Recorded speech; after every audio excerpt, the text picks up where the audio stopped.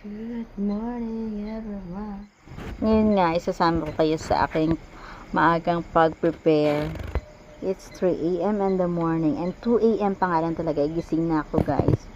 Siguro inatake na naman nga ako ng aking insomnia kasi 11 na nga ako nakatulog. Tapos 2 a.m. nga ay gusto ko nang mag-asikaso. Ayan, tulog pa nga yung dalawa. Tingnan naman ako matulog na. Napakalikot. Sa baba nga ako natulog yan guys. Dapat ka talaga dyan si Siway nasa baba kasi nga napakalikot niya. Kaso nga ay feeling siyang bumabalik sa taas. Kaya napagdesisyonan ko nga na ako na lang sa baba. Kaso nga yun nangyari. Hirap nga ako makatulog kasi hindi nga ako sanay sa matigas. Sa pagkakataon nga yan, hinahanap ko nga yung tripod para nga hindi ako mahirapan sa stand ng phone. So gamit ko nga pala nga itong aking V8 360. Yun nga yung sumusunod sa galaw ng tao. At dahil hindi ko nga makita yung stand, napagdesisyon ko ang ilabas na lang yung isda na ulamin namin umaga.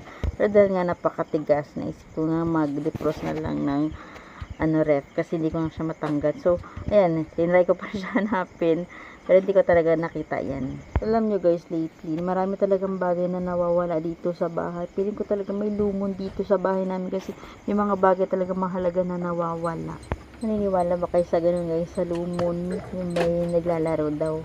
So ngayon dahil nga boboring na nga ako, na-stress ako hindi ko makita, nagpuyid-puyid na ako dyan, tapos mag-TV nga ako dyan. So naisip ko nga manood na ako ng balita. Ayan na aking favorite lang for today's video. Tapos ayan, ayos-ayos na mga pakalat-kalat na mga coins. Yan, nice ko nga yun dyan. Ibang-iba nga talaga guys kapag nagigising ng maaga. Marami ka nga talagang bagay na magagawa na hindi mo nga magawa kapag late na nga nagigising. Ayan, bukas na nga yung TV. So ayan, hanap lang nga tayo ng movie. Matagal kasi ito mag-open yung TV. So kaya kailangan ng mga gawin muna bago pa ayaw kasi mag-antay-antay. So marami na akong nagawa niyan bago pa siya na-open. Ayan, dinipros ko na nga rin pala yung freezer namin dito na maliit kasi hindi ko rin makuha yung kailangan ko dyan. And flex ko nga pala yung aking bagong kawali. Super happy nga dyan ang person kasi nga nagdagdagan ang kawali. Sobrang dami ko nga talagang gagawin yun kasi nga hindi nga ito nagawa kagabi. Sobrang pagod na nga talaga ang person. So ngayon pa nga lang ako nagtapon ng basura dyan. Hindi ko na nga nadala yung camera dyan pero sinigaan ko na nga muna yung aking basura para nga hindi dumami ng dumami. And ayan, nagsimula na maghugas ang person dahil nga hindi nga tinuhugasan kagabi. Front cam nga pala yung gamit kayo ngayon guys, kaya pagpasensya niya napakalabo. Umami naman yung nag-ayos niya na local nga yung pinalit niyang LCD. Nga lang talaga bad people. Oh, ang binayaran mo original tapos local yung papalit, diba? Bad ha. Sobrang dami nga talagang hugasin dito guys. Minsan nga lang swerte nga kapag hinugasan nga ito ng aking panganay na si Lorraine. Kaya happy naman ang person kapag ganun na. Gigising nga na walang hugasin dito. Sobrang dami talagang hugasin kapag ganito nga nagluluto. Sa pasensya nyo na nga pala yung kitchen ko guys. Kasi ako lang talaga na gawa-gawa niya ng paraan. Yung tipong tipid DIY. Kasi basta makagalaw ng maayos.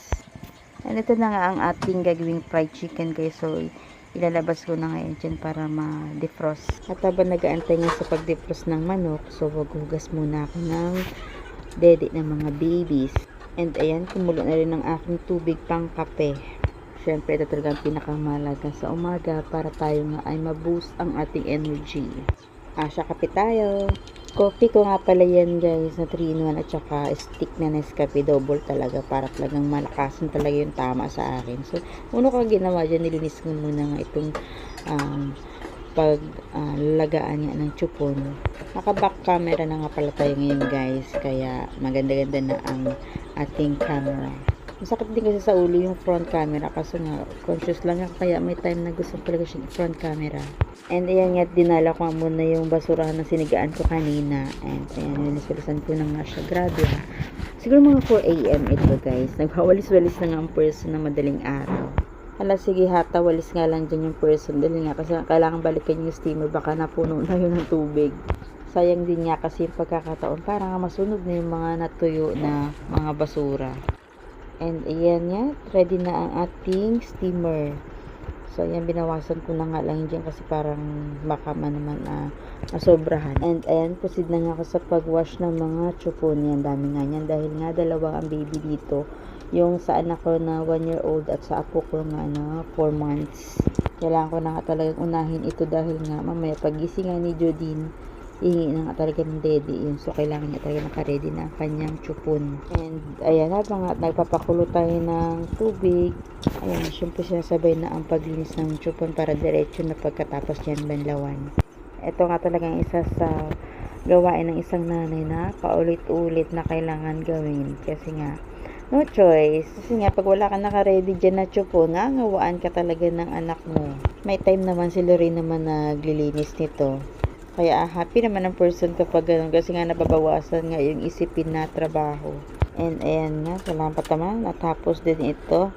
Sinunod ko nga muna dyan yung aking sarili. So, brush teeth muna tayo dyan. Tsaka hilamos. Kasi kapag hindi ko nga talaga inuuna yung sarili ko, nagkaka-pimples nga talaga ako, guys. Kailangan talaga ito kasi nga kailangan protektahan yung sarili. Lagyan na nga talaga ng sunblock kasi nga bago magluto.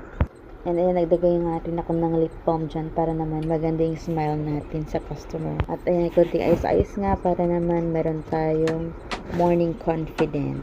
And then, start na tayo mag-cutting. Ito nga pala kinakat ko ay pang 10 pesos. At pang 15 pesos na fried chicken. Ito nga talaga sa pagka-cutting ay napakamahalaga kasi dito natin mapapalabas ang ating tubo at saka ang ating pinuhunan. And syempre, wash na natin siya para ma-proceed sa marination. And syempre, ginamit natin yung salaan ay wash na rin para ready to later kapag kailanganin. And then, next natin i-prepare ang kalamansi. Ito nga ay pangtanggal lang sa natin sa manok at the same time add na nga ng taste sa ating fried chicken. And then, pinigaan ko nga lang dyan at saka sinasala ko lang dyan yung buto. Pero yung balat niya, sinasama ko nga sa pag-marinate kasi pampabango rin niya ng fried chicken. And then, maglalagay rin nga pala tayo dito ng bawang na tirtad. Yan, 4 ang ginamit ko nga dito. Hindi ako expert sa pagluluto ng fried chicken, guys, ha.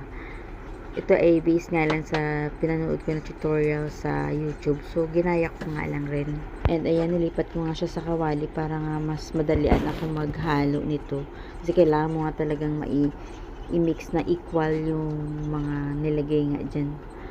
Kasi tabi nga pala, guys, ha. Hindi nga pala ako dyan nag-gloves kasi nga mahirap nga pa mag-gloves kasi nga napupunit lang din naman dahil nga matalas yung mga buto-buto. So, no choice ka nga talaga dyan. Kailangan mo nga talaga haluin mo ng kamay. At syempre, kailangan mo rin tikman yan. Kailangan mo kuha ang tama consistency niyan. Tapos, nilipat ko nga ulit. Binalik ko nga yan dyan kasi babalik ko nga yan sa rep. Kasi yung kawalin, sikip naman yan doon sa rep. Kaya kailangan ko siyang i-transfer sa another place kasi so, while marinating yan, lalagay ko nga muna yan sa ref para mas stay ang kanyang pagiging freshness.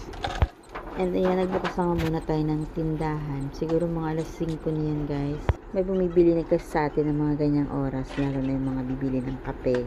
At ayun na, isa lang ko na nga yung ating steam egg at yan ay magluluto na nga tayo ng kanin. Ito nga talaga isa sa dapat ay nakasalang na agad dahil nga nagbabaon si Siwa. At ngayon nga isusunod na nga natin gawin ang pansit. At ngayon nga time check 5 AM. Kaya mabilisan na nga talaga yung kilos natin dyan. Tapos nag-isip pa nga si Siwa ay naglambing pa nga yan sa umaga. And after nga yan, bawal na nga siya makulit sa akin kasi sabi ko busy ang utak ko. At syempre habang naantay ko nga kumulo yan, i-prepare ko muna ang carrots. At syempre dahil kumulo na, ilagay na ang hubi. Ganyan po ako magluto, guys. Sari-sariling diskarte lang yan. Syempre, sinabay ko na rin mapalambot ang carrots at nilagyan ko na nga rin ng pampasarap. At syempre, sinunod ko na rin i-prepare itong cabbage kasi gusto ko nga ito na medyo hot cook. Syempre, naglagay tayo dyan ng tirang fried chicken. Yung mga matitigas sa fried chicken ay nilalagay ko na kasi yung mga maliliit na gayat nilalagay ko nga pala dyan. At syempre, naglagay rin tayo dyan ng mga tirang fishball para lalong sumarap. At meron tayong kikyang. And after nga natin i-combine yung mga lasa dyan, at syempre luto na yan. So, iwan mo na natin dyan bago ibalot, syempre, para hindi nga siya mabilis mapanis. At proceed naman tayo sa pagpapakain ng manok. Konti na lang sila ngayon, guys, kasi nga nasasagad sila ng bili kasi nakaabang na nga talaga yung buyers natin dyan sa mga sisiw na yan. At ngayon nga ipinapaalagaan nga natin ang mga sisiw sa nanay kaya mabagal ang production natin dahil nga di natin siya masyadong maasikaso. Stress reliever yan in person. And ayan, tapos na ang ating nilagang itlog. At syempre, kailangan natin itong ibabad sa malaging na tubig para madaling balatan. At ayan, nagsalang na nga rin ako dyan ng siomay. Wala pa nga gaanong estudyante ngayon, kaya hindi nga tayong narag dahil nga, ayan, nakalito na tayong itlog at tapos ito may siomay na. So, pagdating nila, happy na sila kasi mayroon na nga mainit na pagkain. At sa murang halaga nga ay mabubusog sila. Itong pansit nga pala guys ay 10 piso ang takal. Maliit nga lang kinikita ko dito guys. Ang mahalaga sa akin ay meron ng kita habang nagpapalaki ng mga bata.